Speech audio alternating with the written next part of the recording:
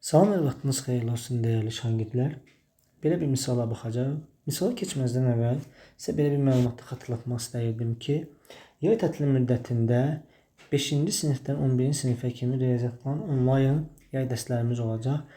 Əgər dərslər haqqında məlumat əldə etmək istəyirsinizsə, yuxarıda qeyd olunan nömrə ilə əlaqə saxlaya bilərsiniz. İndi yəni vaxt itirmədən keçək misalın izahına. Çevrəyə aid belə bir sual verilib bizə. Deyir ki, o mərkəzli çevrədə AO ilə CD bir-birinə bərabərdir deyir. ABC'nin uzunluğu dərəcə ölçüsü 28 cm-dir. Olarsa bizə BCD-ni tap, yəni bu bucağı tap deyir uşaqlar. Biz buradan baxırıq ki, uşaqlar CD ilə AO. AO radiusdur. Burada həmçinin radius olacaq. Burada R-ə bərabər. Uşaqlar baxın. Əgər mən buradan belə bir xətt çəksəm, burada radius olacaq avtomatik. C o da radius. Onda baxın burada, baxın bu hissədə bizə bir bərabər yanlı üçbucaq yarandı. Bərabər yanlı üçbucaq yarandığına görə uşaqlar bizim onda burada 28 dərəcə olmalıdır.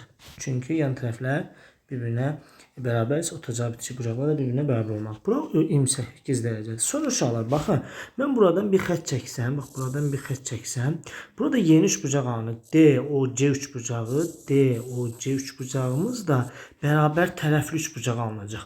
Bərabər tərəfli üçbucaq olduğuna görə, çünki niyə? Bu bax oradan D-yə qədər olan məsafə də radiusa bərabərdir. Onda R-dirsə, onda burada 28 dərəcə olmalı. 28 nə idi? Üzrü sayın, bura 60 dərəcə. Onda burada 60 dərəcə olmalıdır və bura ümumi 60 dərəcə olmalıdır.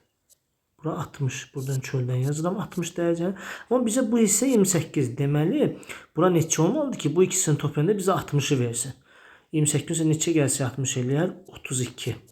Deməli bizdən soruşulan bucağımız olacaq 32 Y variantı.